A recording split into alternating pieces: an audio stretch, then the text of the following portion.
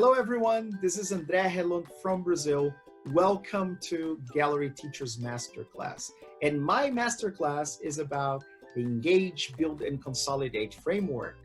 The Engage, Build, and Consolidate framework was developed according to the principles of the science of learning.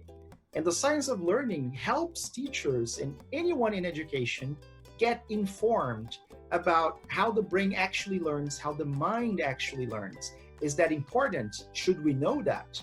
Yes, we should, because our students have brains and their brains learn in a particular way. So if we understand how those processes take place, we can plan in a way that will maximize their learning outcome. So I hope you have fun. I hope you learn something useful, and I hope you start using the EBC framework from now on.